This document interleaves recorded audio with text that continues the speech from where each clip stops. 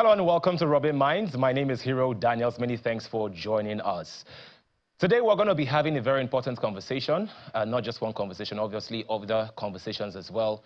For the past few weeks, I think there has been one word that has been on the lips of almost every Nigerian, and that is protest. To protest or not to protest.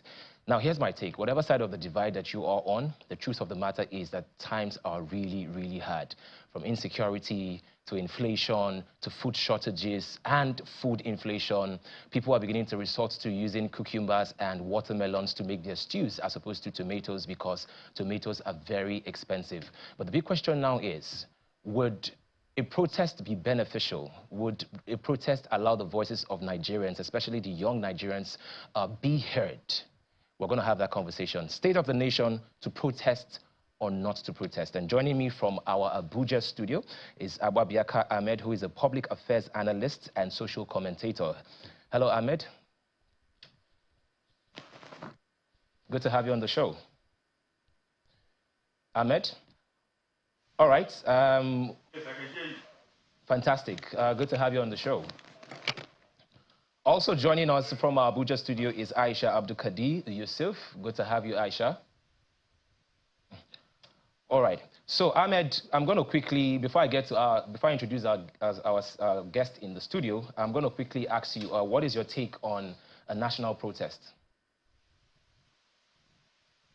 Okay. Thank you very much. I think.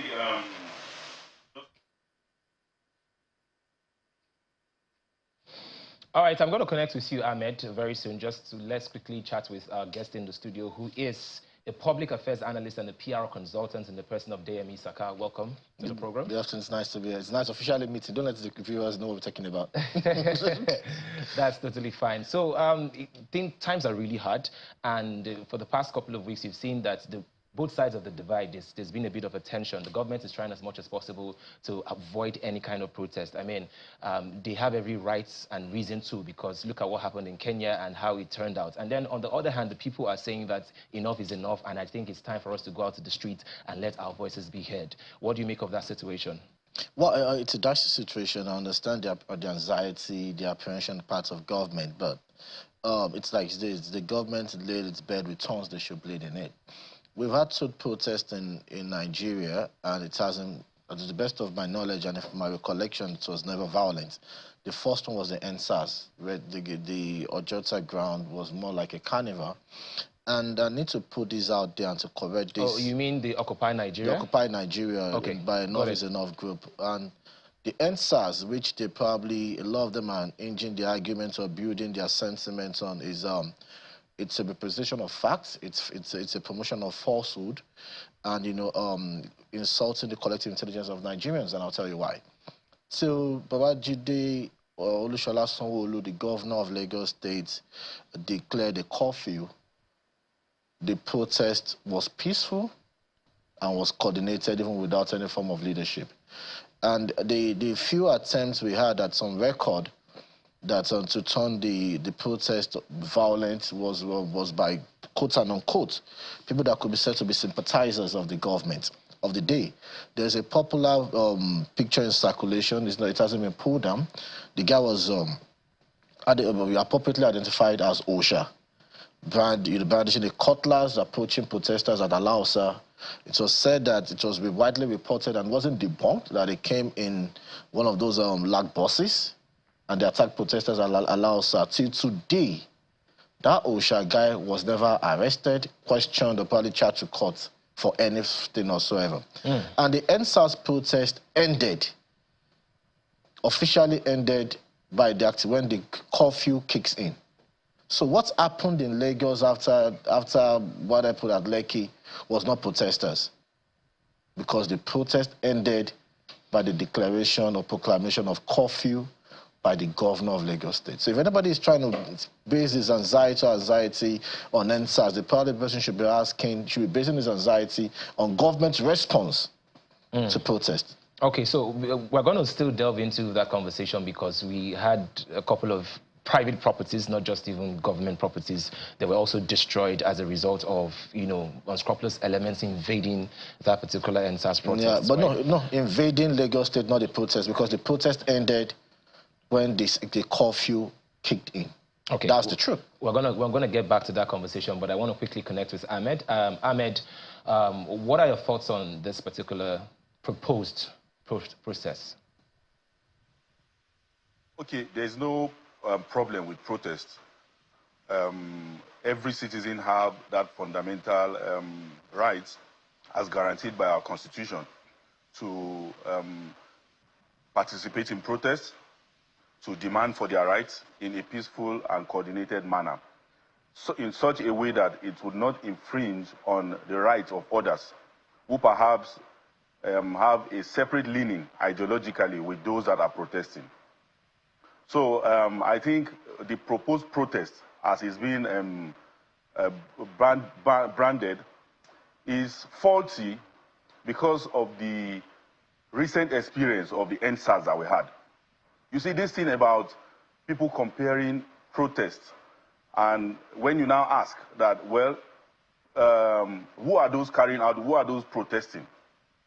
The narrative out there is that every Nigerian, everybody is hungry. Yes, we are hungry, everybody is angry, but we have different means or different idea about how the issues should be addressed or how government should be engaged. Now we have seen flyers about those that are trying to promote this, the promoters of this protest, and it's coming in a manner with which their identities are obscured. When you now go further to ask, who are the real people, who are those promoting this thing? They say it is hunger, it is a hardship, it is this, it is that. The same narrative, the same formula that came with NSAS. You know, when people talk about protest, we started, I was one of those who participated in the first, second, third, fourth day of the protest. The Alausa that the other guest was talking about, I was one of those that were there from the first day. I go there, go home, resume back, and, you know, and consistently, until a whole lot of things started coming in. People started bringing all sorts of ideas, to the extent that some people, because of lack of coordination, started getting the ideas that there is some certain buildings, they started sharing some certain buildings amongst themselves, properties, estates among themselves, that, wow, when this protest now gets to an end, when they succeed eventually in carrying out the protest, or to the logical conclusion, according to how they were being told, that a certain person is going to own the Ikeja City Mall, another one said he's going to own that building that was housing LIRS.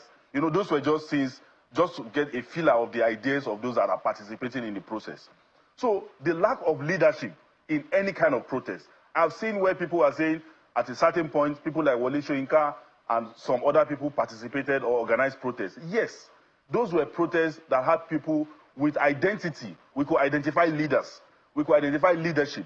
Nobody should be scared or preempt government on whether they are going to attack or persecute anybody for participating or leading a protest.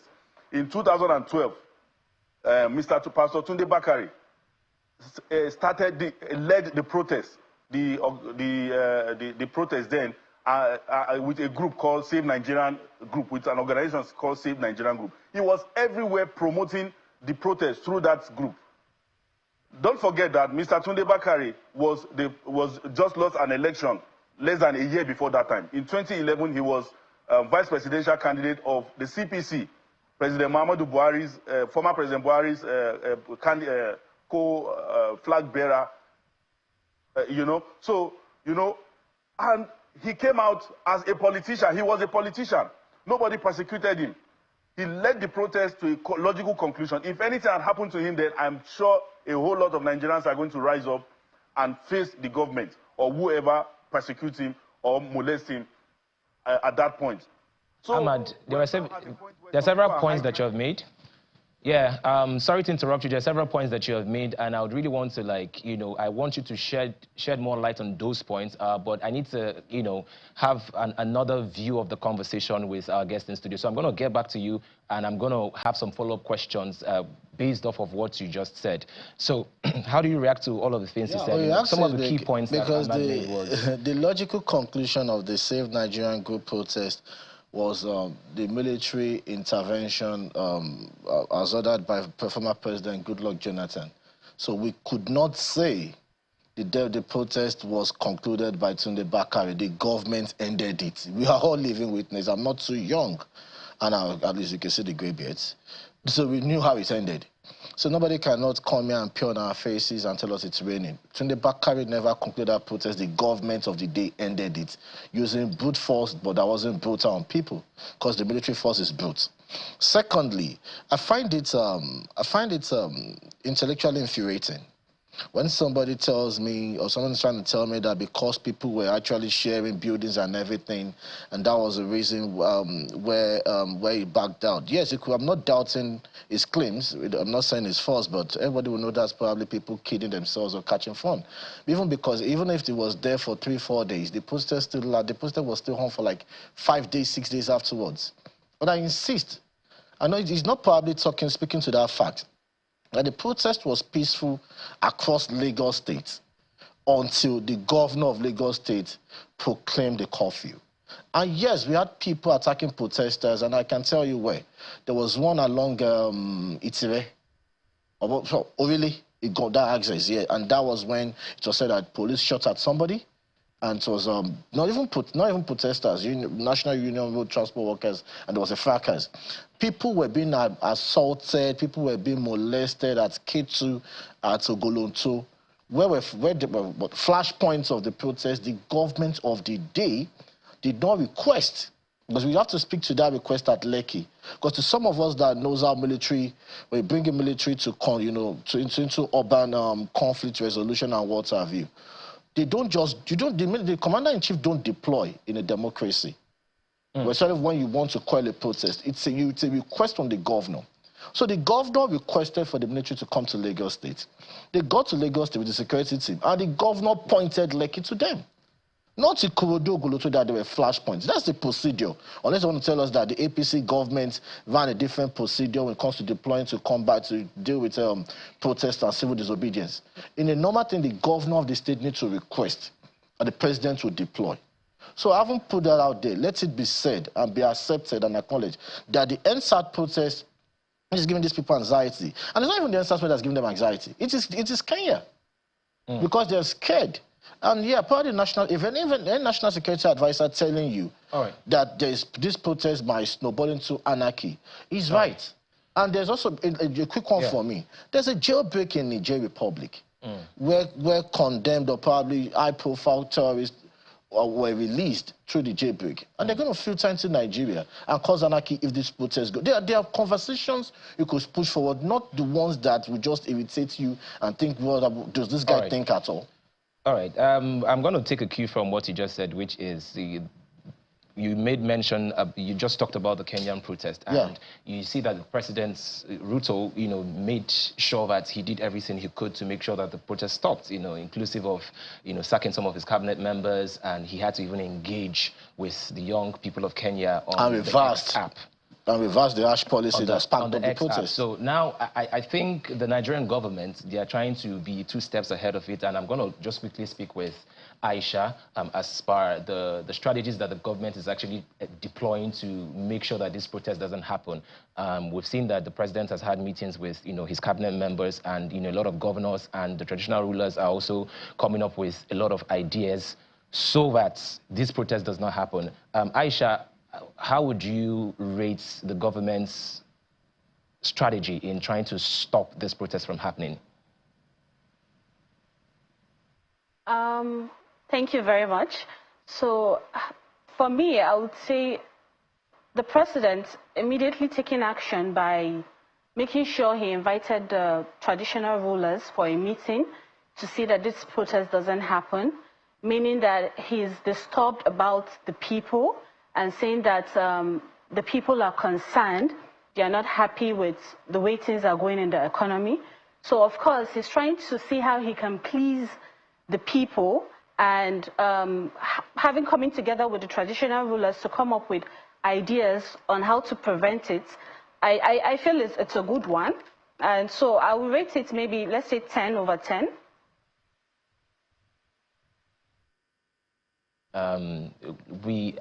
In fact, driving down to the studio, there was this mad scarcity, full scarcity. I couldn't even get fuel to actually put in my car, right? A lot of Nigerians are truly suffering. There's how are things on your end? I think I have to start from there. How are things on your end economically?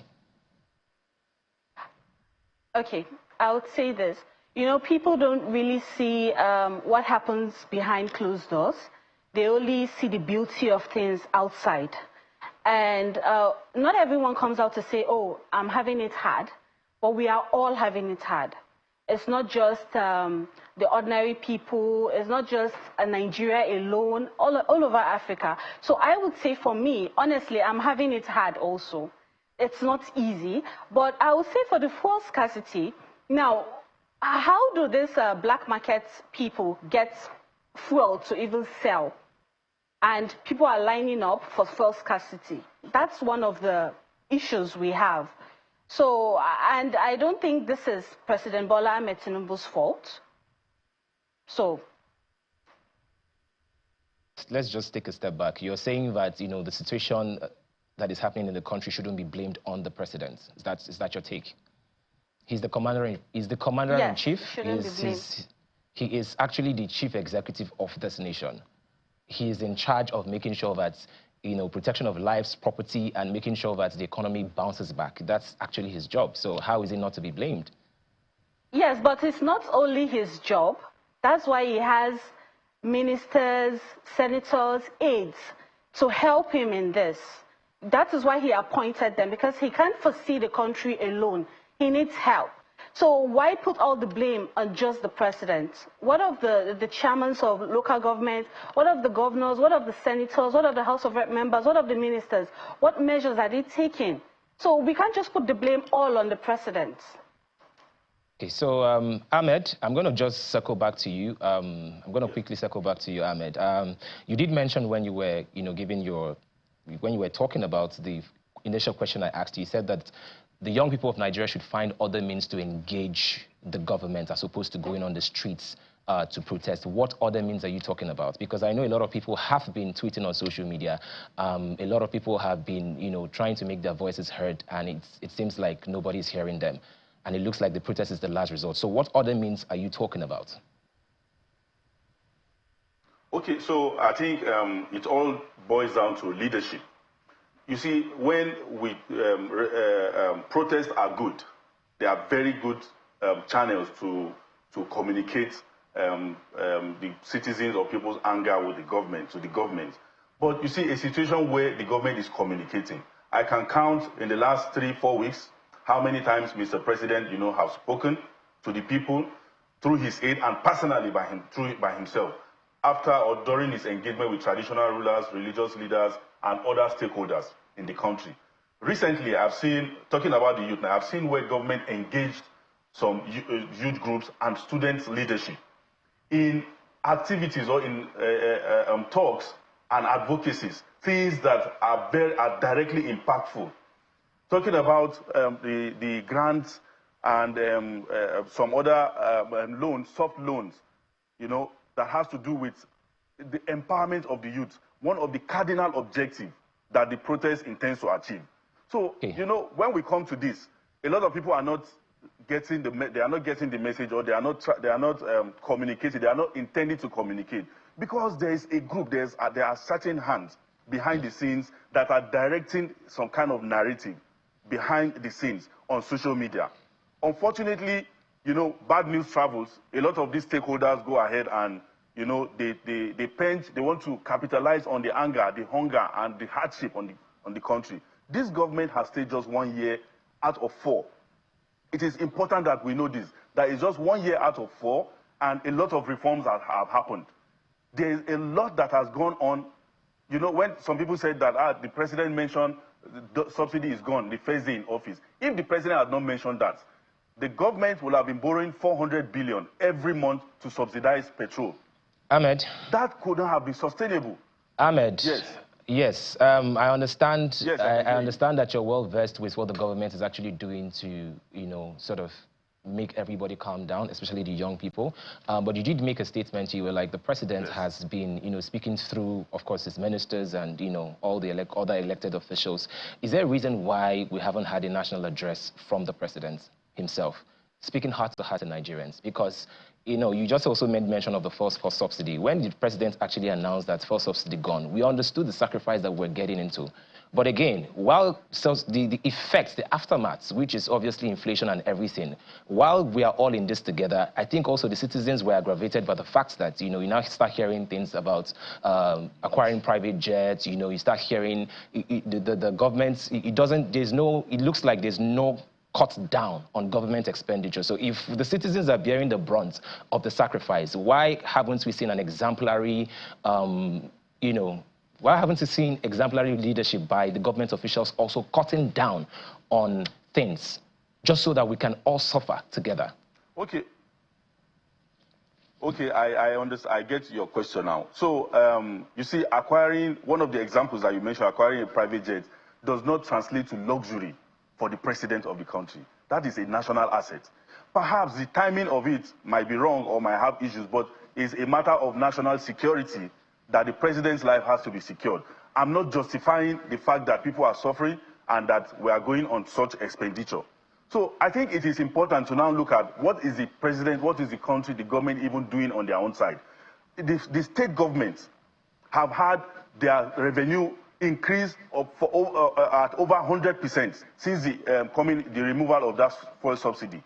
Now, there is also the introduction of student loan. There are other things that are going on. The student loan, where it is guaranteed that throughout the life of this administration, you would not have any reason, any logical reason for students or the organized labor, ASU or anybody to go on strike, as the president has promised during his campaigns. So I think it is important we look at these positives. It is not all bad, bad, bad. So there is a need. There is a need very for quickly. us to observe what the president is doing. Yeah, we have 2 minutes before we go on a break. Yes. We just have 2 minutes before we go on a break. Okay. In 30 seconds, is there a reason why we haven't gotten a national address from the president himself? Is there a reason? Okay, so the president has been engaging at every point in time when the president engages stakeholders of this country. I think he's speaking with the entire Nigerians. With the entire Nigeria. He met with the traditional rulers, religious leaders, met with everybody across board. Okay. The government thank you very much. I think that suffices for national address. All right. Thank you very much, Ahmed. We can as well ask that the president we have less than 60 seconds. Specifically have it. I understand. Thank you very much, Ahmed. We have 60 seconds. Let me quickly compress everything. You have just I know, I'm going to compress everything. So that we can say... Anybody saying we should not blame the Mr. President does it probably is one of the constitution and constitutional powers that lies with Mr. President. Everybody, every organization in the country, the president is the chairman as enshrined in the constitution. It was talking about subsidy. It was on record that even NNPC is still paying subsidy and it wasn't denied, because the proceeds from the liquefied natural gas was used to pay subsidy last year. So, what's the budget of the State House? Like you rightly said, you're telling us to tighten our belts. You guys are loosening your belt because they're getting fatter. It doesn't add up. All right. And Nigerians, you see, there's no other, whatever they want to talk about, it's very difficult to defend a government. They said 1 year in office. You probably know the grade we graduated university from the 400 level. And you cannot say you're trying to take us out of a mess. Like Buhari plunged us 30 feet down, and for you to take us out, saying recovery, you're plunging us 70 feet down. So that means if you take us forever, we should forget about coming out of this mess. So they don't have an excuse. It's quite silly trying to make excuses for what should not be done. All right, thank you very much, there, Misaka, for You're welcome. on the program. Aisha, we would also like to thank you, but before you leave, just give us like 30 seconds of your closing statement, please.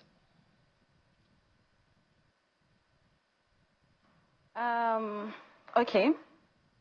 For one, I would love to plead with my fellow Nigerians and youths. I feel protest is not the solution because we do not know how it might turn out to be. Yes, everybody has a right to protest, but how do you think it might turn out? Because there might be some hoodlums who are just waiting for an opportunity to see that they have access to destroy a lot of things. So I beg fellow Nigerians to please, why not let's find another way to tackle these issues rather than having a protest. Thank you very much, Aisha, and thank you, Ahmed, for coming on the program. Rubbin Mind continues after this break. Stay with us.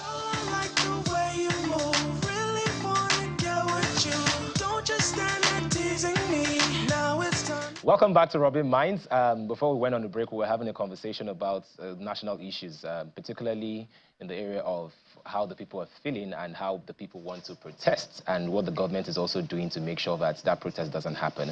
Like I said earlier, whatever side of the divide you're on, Nigeria is our own. And all we just want to achieve is to make sure we have a prosperous and a safe nation. Now moving on to Nollywood. Yes, on a very lighter note, but also on a very important note. Yes, as you know that Nollywood as an industry is one that has thrived despite all the challenges that the industry has faced. And every now and then we also have very critical stakeholders and key players in the industry that are pushing the frontiers and pushing our stories worldwide on different streaming platforms. In the studio to actually discuss Nollywood today is one of Nigeria's most respected creatives as far as we are concerned, Bolanle Austin Pistis, who also is the founder of Terra Culture and the executive producer of House of Gar. Welcome to the program. Thank you for having me. Thank you for being here. We also have a very star actor. Yes, Mike Afolarin, how you doing? Good, good to see you. Yeah, it's been a minute. Okay, so let's get straight into it. Bolanle, I can call you Bolanle, right? BAP. All right, BAP, Bolanle Austin Peters. So let's talk about your, I wouldn't necessarily call it your evolution, but I would say, let's talk about how you're constantly pushing the creative force in Nigeria. Yes, you are widely known for your impact in theater with massive productions that are too numerous to count. And now with your film, House of Gar, you have actually really just pushed the frontier and you've told such an important story. Tell us about how important it is to just sort of touch all these areas of creativity, theater, and now film. Like you said, first it's a pleasure to be here. Thank you for having me. I do what I do because I enjoy it. And the creative process that we have at Terra Culture sort of like covers all the different spheres, from food to visual arts to theater and to movies now. Somehow movies gets much more magnified because it has more eyeballs, right? Mm-hmm. But at the end of the day, it's just really telling Nigerian stories through the different avenues that I have. I'm very passionate about Nigeria. I'm passionate about Nigerian stories. And that's what we're doing. Just ensuring that we put Nigeria on the front burner, that people get to see the best out of Nigeria. Mm-hmm. A lot of people are yearning to understand Nigeria, Nigerians, our culture. And don't forget that a lot of Nigerians are also outside of Nigeria. True. And this is the connect for them. So what we do is we bring Nigeria home to them wherever they are. And it's a celebration of all that makes us Nigerians that we do. And we try to do it at the highest level of excellence. Talking about highest level of excellence, I was personally trying to estimate the budget of House of Gar, and every single time I felt like I had a figure, I just see one scene and then the figure just automatically changed. Why was it important for you to really just make the film really good? I mean, the costuming, the casting, everything was so important, and I was really critically watching to see a place to heavily criticize. I think the strength that I bring in is also the strength that I've had from stage. The years of honing my skills on stage has taught us that you can't cheat. People see everything. And if you look at what happens in other parts of the world, they spend billions of dollars to give you the content and the quality, that they give to the world to chew. So in Nigeria, we just have to get to that point where we choose not to compromise. We cannot compromise standards. We cannot think that we're operating for a local audience. The world is smaller. Everything you do here is seen across many oceans, in nanoseconds. So whatever it is that you're watching here, I've had text messages from Dubai, from America, from New Zealand, all over the world. They've watched House of Gar. So I'm not operating on that mindset of, oh, this is local. I'm operating on the mindset that whatever I do must have that global standard of excellence to it, and that is what we're doing. There has been conversations around the the amounts of money being spent on Nigerian production versus their other African counterparts, particularly South Africa. You know, a lot of people have said that, you know, perhaps the Nigerian Nollywood industry does not get as much funding as opposed to their South African counterparts. And is that an issue? I'm sure, you know, the thing is, the economics of things, there must be a rationale for those who are investing to be doing what they're doing. I'm not an accountant, but I do also know that there are Nigerians who are in a position to fund these projects and are not funding it. So why is it always that we're looking to outsiders to solve our problems for us? We should be able to raise those funds internally in Nigeria. So if you're talking about other parties funding you, then it's to, for me, I'm sorry to say, it just doesn't hold water. I'm not going to be looking next door, asking how they're spending their money. I should be asking myself, why aren't we doing the same here internally ourselves? And for me, that's really the issue. So if somebody is spending their money any which way they want, it's their prerogative. It's not for me to judge them and say, you must give me money.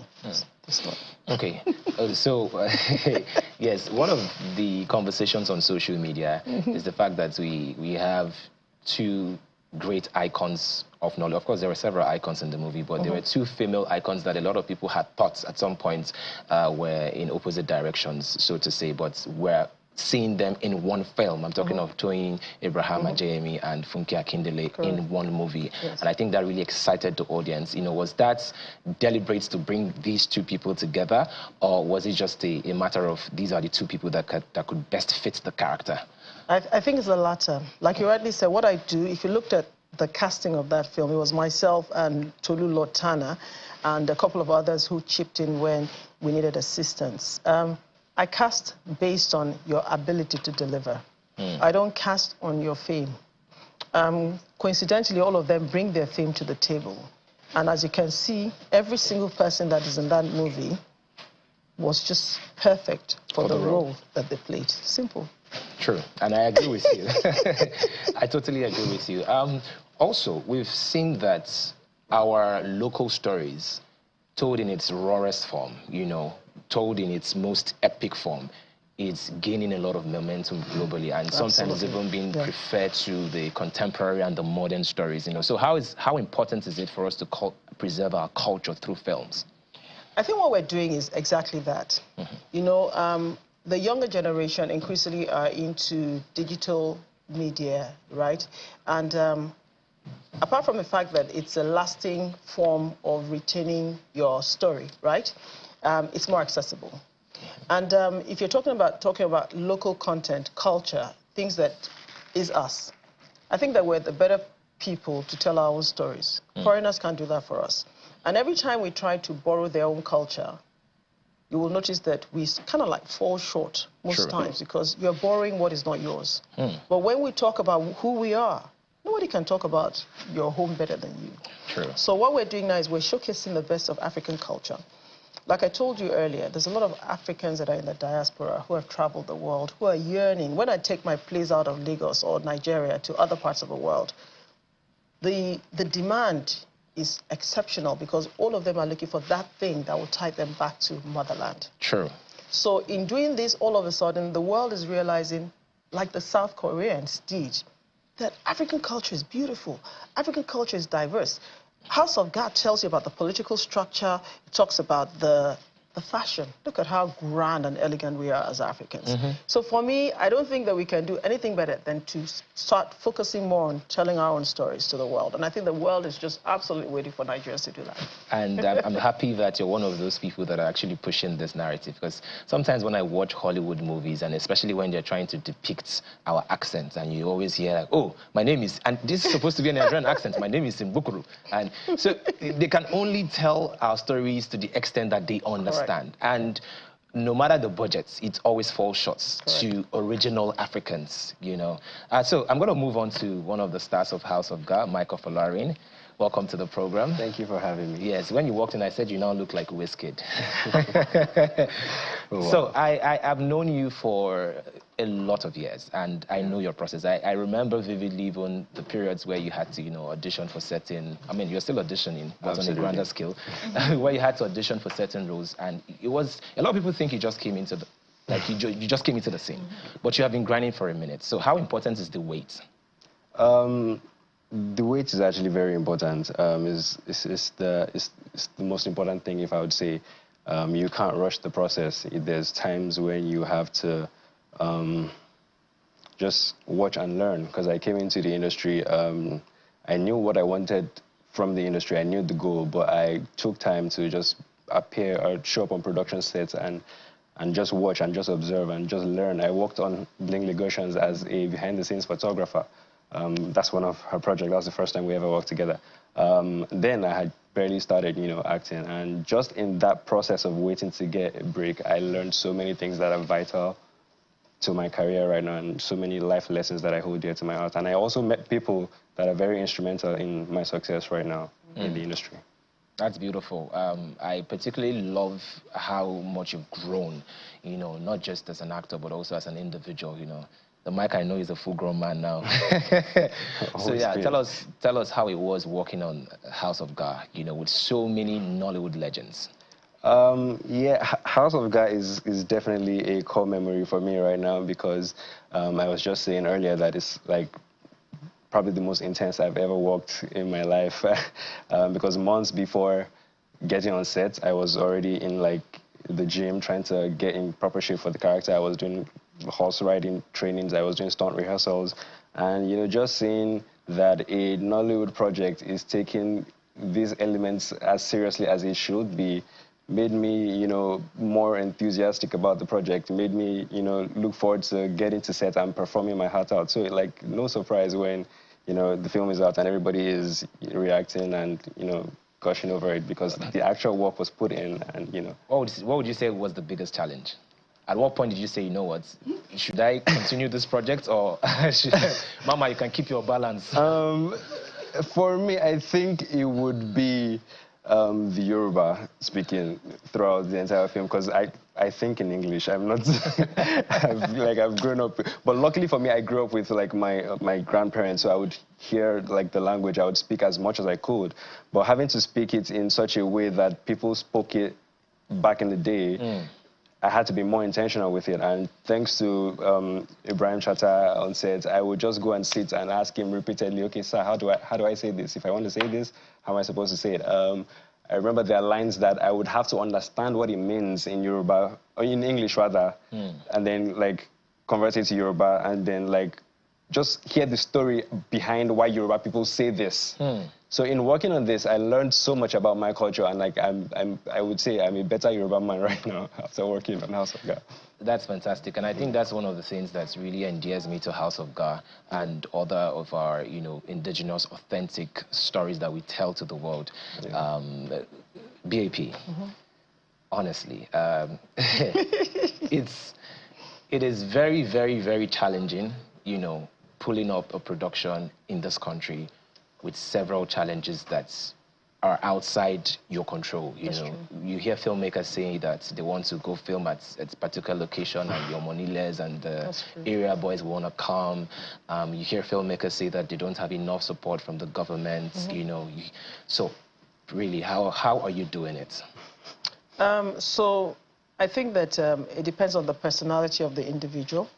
I've run TerraCulture for 21 years. Running a business in Nigeria in and of itself is a humongous task.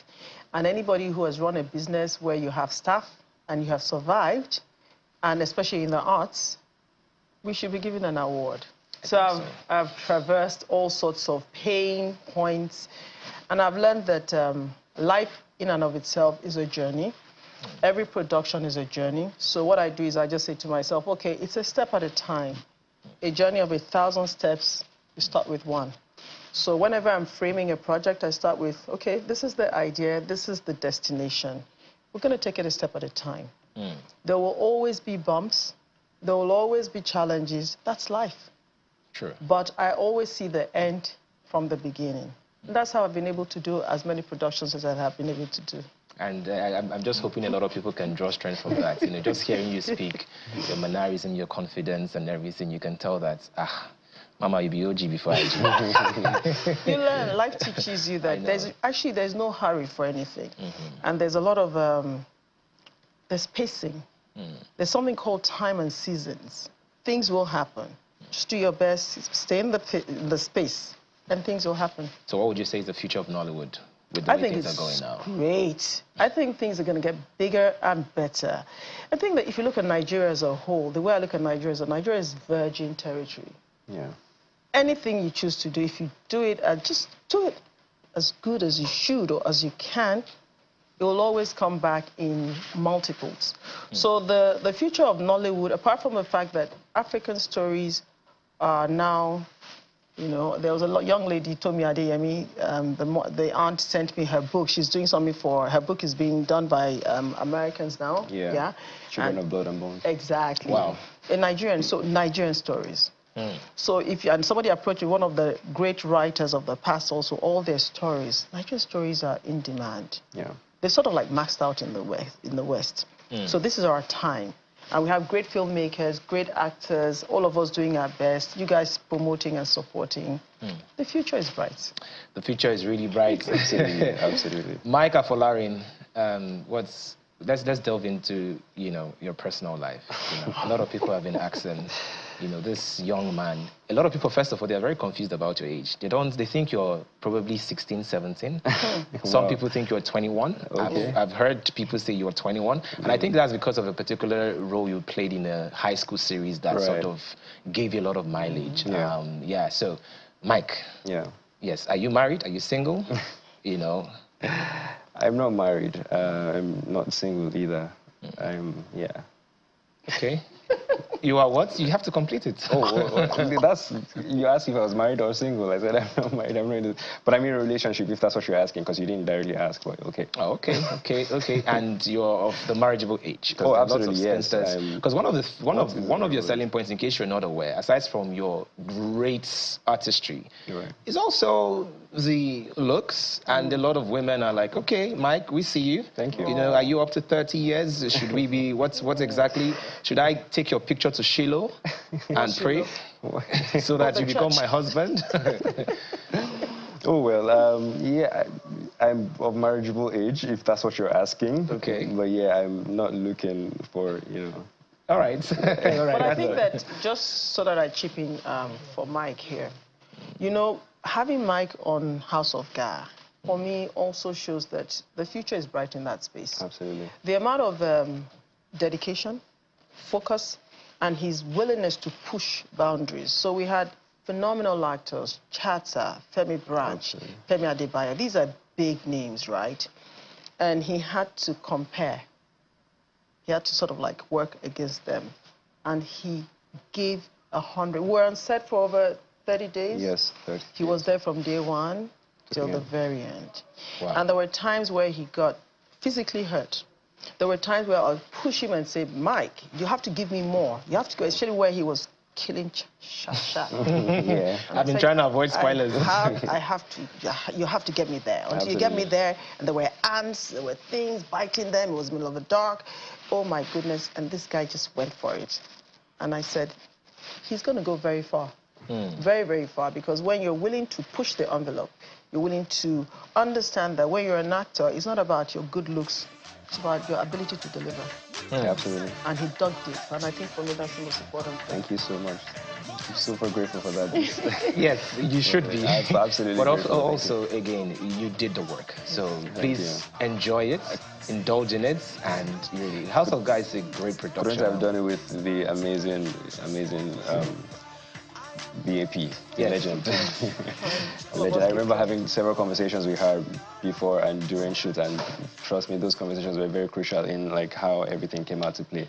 And also, I was surrounded by a great team of cast, Femi Branch, who plays my father in this, and Shasha, and Jide Oyebile Jiblaze. Yes, Jide Oyebile. Absolutely. The team was incredible. It was phenomenal. Yeah, she put it all together. It was amazing. So the opening scene, because I've been trying as much as possible not to give out so much details. The opening scene, that fight scene, yes. You know, I was just wondering, how were you able to just direct this in such a way that it doesn't look fake? Because a lot of our productions look fake. You know. Well, You know, and I think that's the thing we're going to talk about last, because I think we're out of time. We need to also quickly speak with someone else, a guest. Yes. Should I talk? Yes, please. Oh, Go I ahead. see. Oh, so, so the first thing as a director is that I don't go to set without knowing my shots. Right. So I already knew where I wanted to get the legs, when I'm going to shoot the arms, how many people I wanted in formation. I already rehearsed it. All the actors came for rehearsals at Terra Culture. I did the choreography with them, with the choreographers, that this is how I want it. This is how I want the horses to be arranged. I knew who was going to be 1, 2, 3, 4, 5. So, you know, in my head, I always arrange things. Yeah. So I'm not a director that gets on set and I'm flustered. I'm not flustered. Everything is like tick, tick, tick, tick, tick, tick, tick, tick, tick. So we shot all that fight scene, by the way, that first opening in 1 day. That's amazing. In fact, there's nothing else to say other than you have to make sure you just go see House of God. Thank you so much for coming, BAP, and Michael Folarin. Thank you very much. Rubbin Mind continues after this break. Stay with us.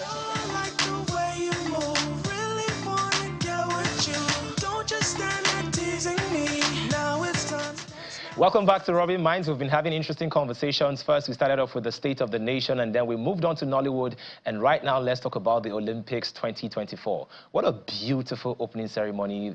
I mean, I literally wish I was in France, you know. But yes, let's talk about the athletes that are shining the spotlight on Nigeria at the Olympics 2024. And to discuss that with me is no other than Chief Saw Chappelle, sports journalist. Chief. Our father here. Can you tell me why you're a chief? I inherited my father's title. That's it. Oh, really? Yes, I'm Okugbetu of Udu in Delta State. Oh, that's Chief. We're very honored to be in your presence. Very honored to be with you, Hero. So first of all, let's just start with the opening ceremony. A lot of people have been saying that it was, you know, boring. Then other people are saying it was the most interesting ever. So many controversies also surrounding, you know, the beginning of the Olympics 2024. What do you make of all that? Don't you just love it when you have something that, you know, just makes people feel so much at the same time? I didn't know where they were going with it at the time, and you know that's why it's traditionally French. French, they are provocative. They always try to tweak things up, and that's what they did. And the best part was it was the first Olympic ceremony outside the stadium. So for me, I was looking at the economies that was made. Before, you had to be special, very, very special, to have access to opening ceremonies at the stadium, to be able to see it if you were not an athlete. But people were, you know, at their windows, by balconies, and they were sipping wine and just watching things happen. They opened up the city to the world. And what a beautiful city, despite all the undergrammar of crime and immigrants and whatever. France showed us who they were in their full glory. And he tied it up with Celine Dion and, you know, Zinedine Zizou and Nadal. They brought everything together. And you know the best part for me, for the athletes, the experience for an athlete is most times during these Olympic ceremonies, they have to wait till the very ending of almost 3 hours before they step in. But, you know, from the beginning, before Gaga even stepped up to the bridge, they were already on the sign. And you could see the experience from each and every one of them. It was unique. It's once in a lifetime. Say, see Paris. I absolutely agree. And there were 300,000 people watching. It was amazing, mind-blowing. It was dope. Do you think our Nigerian athletes are actually really prepared for this year's Olympics? Olympics are an individual effort, even if you have to represent the team and the nation. It has to start from you first. I think everyone that got there prepared, because it wasn't by nepotism or anything, it's by your skill. So I think getting there first, you're already a champion, because every other person tried to. For instance, in perspective, the fastest woman in the world, Sha'Carri Richardson from America, this is her debut. She couldn't make it the last time, even if she was very, very fast. She is the fastest woman in the world currently. Anyway, that tells you that to be an Olympian is not beans. Just because you are good at something at one time doesn't mean you're here. So I think our athletes, despite all the dramas and everything, they got themselves here. And the difference now is you're here. How long can you be? How far can you go? I don't know, but I think they're here, and it's worth celebrating. Okay, which category do you think we have the best chance in? Wrestling. Always, always. And here's why. More girls, more ladies, Uberududu and Udunaya Dukuroye, they've extended their training and they've had the support, continued support of the Bayelsa State government, Igali, their president, and you know what, even their send-forth was different. I'm not saying the others didn't try. Badminton raised the game with our team captain, Okpeyomi Oluakpo from the badminton cadre. But I'll say wrestling, because you see, that last Olympics, hey God, what did wrestling give us that last day? It was back to back, and everybody that is on that wrestling slot, only just one guy, but I promise you, all of them, they are world beaters, they are African champions, depends on the category. You go online now, a lot of Nigerians, go on many people's page, you see one babe, when we say carry person, carry and go, show and shaggy. That's our babe, that's our girl from the West, what's Udunayo, but they are ready, don't worry. Those ones will save. So aside from wrestling? I'll say long jump because S.A. Brume always knows how to just dig deep. Rutusor is also a fine contender with triple jump. Nevertheless, I'll say someone like Etobi Amuson always finds tournament time to start to peak.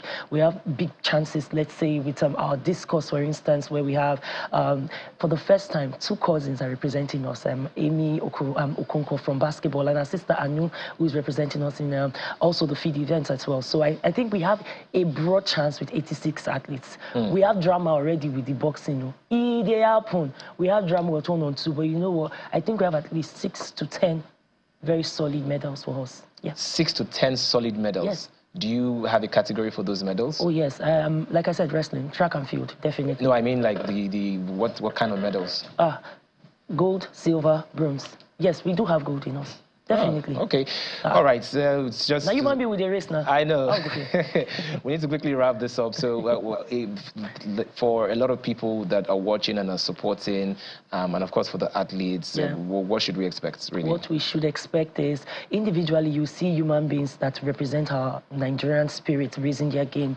What I would expect from Nigerians is support them. This is not politicians or all those kind of talk that you want to yab and vilify them. No, it has taken a lot to get them here. So you will see athletes raise their game. Sometimes the situation might be above them, but remember that you have drama with people like Canada. We don't have our own like that. It's not that loud. So you know what? Our athletes will do their thing. We as Nigerians, we should support, raise the banner, because you are not doing it for the country. You are doing it for them, your brother, your sister, your family member, your country person. Because why? When we raise it up, I mean, spirit go high. We need ginger. When we ginger, we take over. I'm just saying. Thank you so very much for coming on the show. And I really love your energy. And I love how you just deliver it. You're very, very interesting to watch. I would watch you for a very long time. I'll be watching too.